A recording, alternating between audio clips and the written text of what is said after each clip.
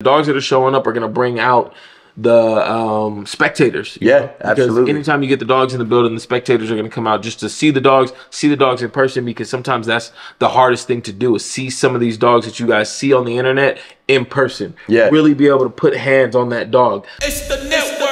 All right, y'all know what it is. It's the network, baby, and we back like we never left, man. We took a little hiatus. We was off for like a month, you know. Went to the Bahamas, saw some bad bitches. No, babe, I'm just playing. I didn't see no bad bitches in the Bahamas. I love you. We got a full family at home. There was no bad bitches in the Bahamas. But we did take some time off, man, and we back, and we are out here right now with my man Dylan, and he has probably one of the most hyped shows that like everybody's talking about that just came out of nowhere. We're gonna talk a little bit about that. We're gonna talk about this Grinchy thing, man, that we all know and love, that he's become accustomed to, just to get a little bit of narration from somebody who does it on a daily basis.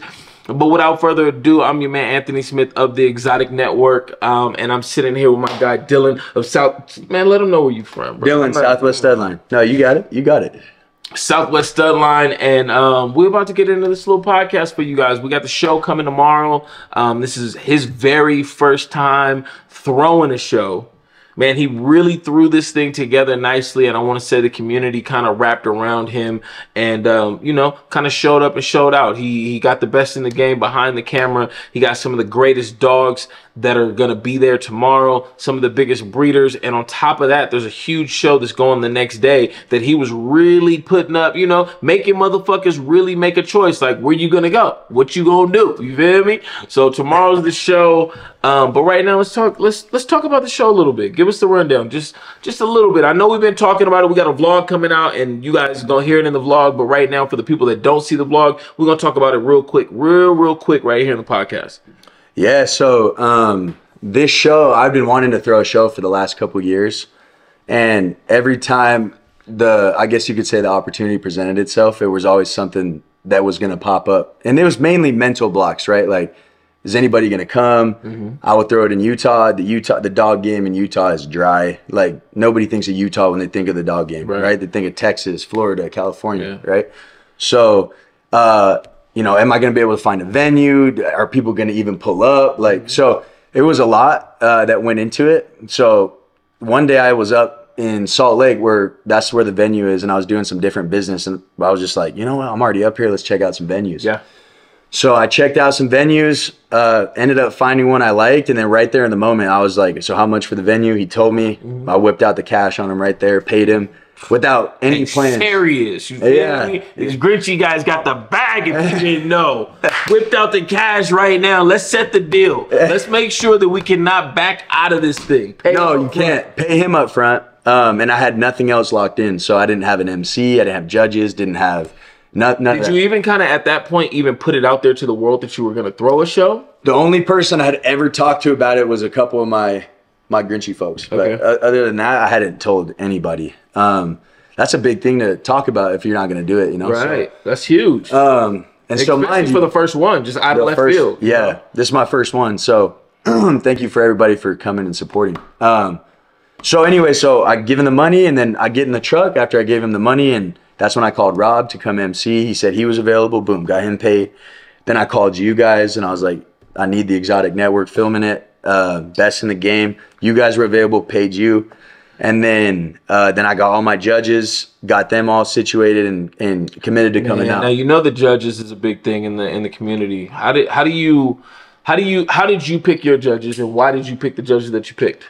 Yeah, that's a good question. So for the Frenchies, there will be probably the majority of dogs there will be Frenchies, obviously, because I'm a Frenchie guy. But I picked Paper Out Bullies because he's been around the Grinchies, exotics, exotic Frenchies, extreme Frenchies, if you will, for a while. So, anyways, this show is going to be a little bit more catered towards those type of dogs. Gotcha. You know, not AKC standard. Yeah. You know, we're looking for different. Yes. Right. Yes. So that's why I picked him. And then T-Bone grabbed him for the exotics. He's been doing his thing for a while. Years. You know, and 25 plus years. Long time. He was back doing the pits. Right. You know, a long time ago. So. grabbed him for that. He's been around dogs for years and years and years. He's not just a guy that's been doing it for 2 years that's just famous on Instagram. Right. And then Sandlot Bulldogs, bro.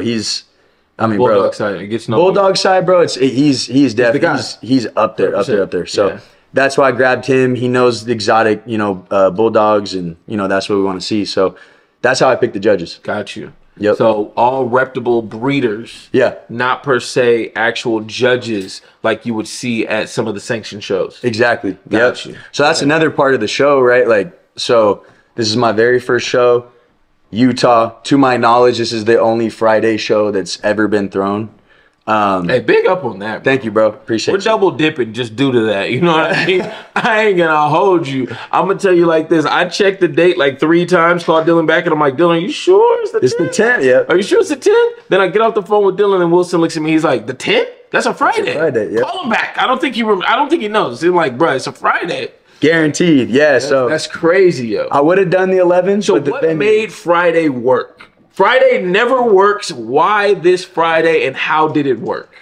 I couldn't get the 11th. Okay. It was already booked. The venue was booked for the 11th, and I'm like, we start getting in December. It's going to be too cold for people to come out here. It's going to be too cold for the dogs. It's be snowing in December. Yeah. And a lot of people that actually have 9-to-5s probably might have Friday off because the holiday lands on a weekend, right? Yeah. So 11/11, which is Veterans Day, my son's birthday. Happy birthday, white guy. Happy birthday. So I know that when a holiday lands on a weekend, they either give you that Monday or that Friday off. So I would think it would be the Friday. Veterans Day is Friday. So yeah, so everybody, it's a federal holiday. Everybody has it off. Still a stretch, still a stretch because people have to travel here. But the weather, you guys, man, we are out here right now. Right when we touched down, the weather was absolutely amazing. I want to say maybe 35, 40 degrees. So it's going to be excellent for the dogs. This is like a little higher, like 45. Was it 45? 50? Yeah, 45, 50. Maybe that was Denver. The sun. When I got out in Denver, it was, it was chilly. A little chilly, yep. But I'm telling you guys, when you guys get to the venue tomorrow, and it gets a little packed out in there and just the body heat and everything else, but it is cool. So if you ever need to take off and go step outside, instantly cooling the dog off. We'll also have good thing. Canine Fertility Services will be there with their mobile van. So they'll be the on-site vet for any dogs that need assistance. So, yeah. But anyways, so I got everything locked down, and then I got the banner pushed out quick, got the booth layout pushed out quick, and then so I did this 3 months ago. Okay. So 3 months ago is when I decided I wanted to do the show. So do you feel like a year would be too long? Now that you did it in 3 months? I wouldn't do a year. Okay. Yeah, I think if I do throw shows in the future, which hopefully I do, I think 6 months is probably perfect. Okay. A year is so far, bro. Yeah. So, and it's really hard to judge. I mean, you want to say that you're going to make it, but realistically, anything hard to know. Hard to know. You can't know what you're doing in a year from now. So, did that, and we sold out shows. My first show ever. We didn't bring in any registries. We didn't bring in none of that. Was there a reason for that? Did you want it just to stay a fun show for a certain reason? Yeah, because I wanted it. I wanted these dogs to win on stack offs. I wanted, I don't care about how a dog walks around the ring. Right. How well he can stay close to your hip and all that stuff. Yeah. Obviously, you want the dog to look good, right? Of course. But I'm not into that whole. I just want the dogs stacked up. Yeah. I want to see the dogs that look the best, and we want those dogs winning. Yeah. Got you. So, so we did that, and it sold out event, first show ever, Utah on a Friday. Mm-hmm. And that's not. Was that hype? Like the DMs going crazy, and you just like checking it, like I want a booth, I want a booth, I want a booth. Yeah, it was. We sold half the booths on the first day I opened it up. So the booth it's not a big show, 52 booths. But it's enough, and I always feel like the shows of this size you get more out of. Yeah, sometimes you do, bro. Yeah, sometimes you definitely do. Sometimes when you go to the shows and it's just so many dogs and so packed, it's either watered down because a lot of the big name dogs didn't show up, a lot of the big name breeders didn't show up, and it's just like a lot of these breeders that are on the come up are trying to make a name for themselves. You know what I mean? So you'll go 10 booths before you actually see a dog anything that's worth fire. Looking at, So I feel like with the smaller shows, it's more.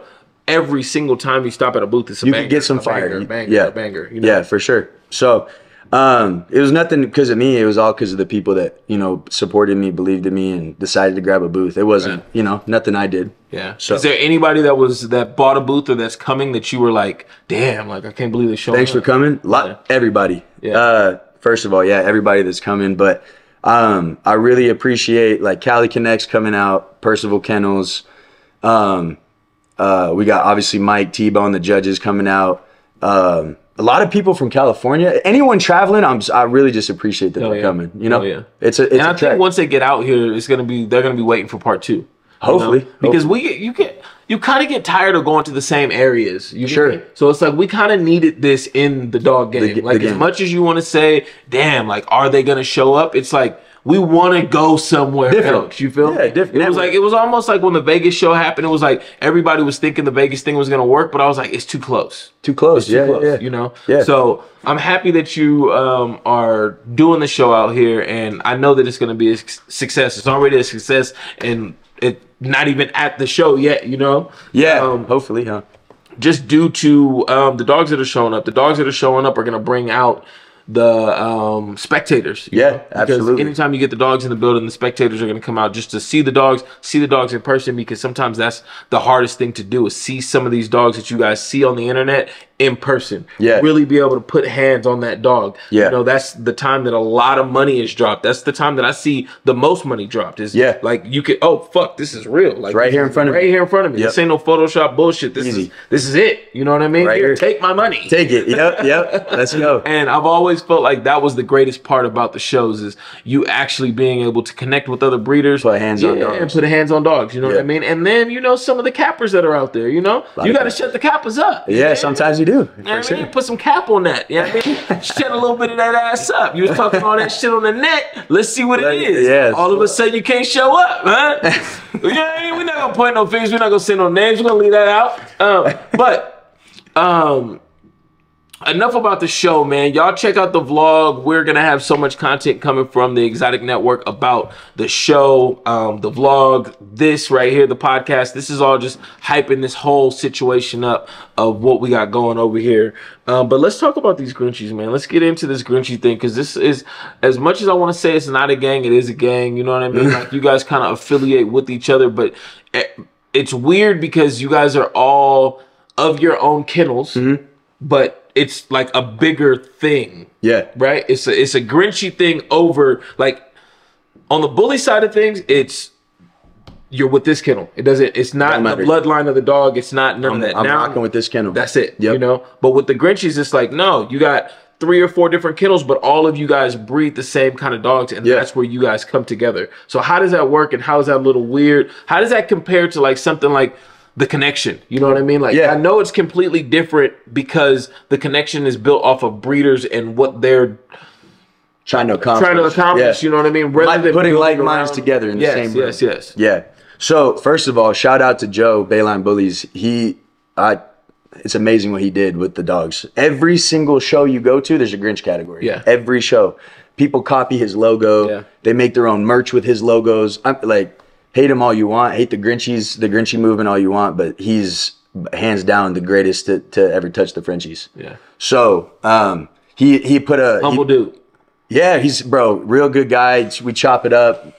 He's giving me lots of game, and I owe a lot of my success to him. So, and I know a lot of other people could say the same. So what makes it kind of the way it is there's a standard, right, that Joe has set. And we just stick to that standard, right? So if everybody's moving the same way, if you're moving militant, everybody's has their eyes on the same prize. Everybody's going to kind of work together. Right. So the big problem in the dog game is undercutting people, right? Of course. Especially now, right? You want to sell a dog for 20, 25 racks, right? Somebody comes in, oh, you're going to buy a dog for 20, 25. Bro, this one's similar bloodline, bro, I'll give it to you for 10, right? Yeah. There's a lot of that going on. And a lot of people do it to their own people, right? So in this in the cut, right? So we just stick to the standards, right? We don't sell dogs for cheap. We don't undercut each other, and that's just the way it's always worked, bro. That's why it's always, the prices have just steadily been going up. How do you get into this Grinchy family? Buy-in? Is it a tighter net group of you guys? Because you guys don't hold all the Grinchies that are out there in the game, right? But you guys hold the majority of them, right? Yeah. So that's why you guys are able to move militant the way that you guys are able to. But you're still gonna have that one guy out there that's still, you know, more than one. Yeah. Yeah, so the crazy thing about the Grinchies, bro, is so many people have made money off of just yelling the name Grinchy Gang, Grinchy this, Grinchy that. So you can easily weed out, right, the fakes that really don't rock with the Grinchies. You can weed those guys out because that's the ones that are screaming it all the time. They have a puppy, you know, it's 3 times, 4 times Grinch, right? But the puppy looks nothing like the Grinch characteristics, right? So that's the thing is crazy to me is that people that don't even really rock with us or don't rock with the Grinchy movement for a long time, like we're making money just off of the name alone. If the Grinch is in the ped, didn't matter, right? Like that dog's getting sold for a bag. So that's really what's crazy about the Grinchies, right? Like people all over, people that don't even like us, still scream the name and use it to get money. And to be honest, that's like, to me, that's like a telltale sign of like how successful like Joe was in setting all this up. Like Grinchies are always a topic of conversation. Right. Always. So, yeah. They say build a brand, never chase a dollar. Yep. And he's done that very well, and you guys are following in line, and that's what it takes. You know what I mean? Yeah, for sure. In anything, it doesn't matter what you're selling or what you're doing. If you devalue it, then the value is going to go down because everybody's kind of doing their own thing, you know. And if it's too accessible, you can't. You won't. If it's not accessible, people want it. People want what they can't have, right? If you can have it at any moment, you don't really care for it, right? Like, what's better, Ruth's Chris Steakhouse or McDonald's, right? You can pull up to McDonald's any time of the day, whatever. Ruth's Chris, you got to make a reservation. You got to pay the money to get in there. You got to dress nice, right? It's the whole situation. So it's the same thing, right? If it's easily obtainable, people don't want it. If it's hard to get, people want it. So that's the whole ideology behind it. Okay, so where do you see the Grinchies going in the next 3 to 5 years? Where do I see them going? Yeah, what's up? Yeah. Yeah. And is it in numbers? Is it because it's always going to be a select few just due to the buy-in. The buy-in. Yeah, for sure. Yeah, to be honest, there's so much there's like the Grinchies, they look amazing now. Like the people that are doing them right, they look amazing. They looked amazing 5 years ago, right? And they've only gotten better. Yeah. So it's like it's crazy to think that 5 years ago the Grinchies were still so hard and they had their own look and they were so distinct. And they've only gotten better. Right. They're only going to get better. So what do you think about the Grinchy Fluffy? You saw that. I'm just not, I mean, I don't really care if Grinch is in it, Cobra. I don't really care what's in it. I just don't like Fluffies. You ever see me breeding Fluffies, come here, bro. And smack me up, you know. I won't touch Fluffies, bro. And that we'll get in that another day, you know. I know we got to get over to the venue right now, man. We're not going to hold you guys. I appreciate you sitting down with us.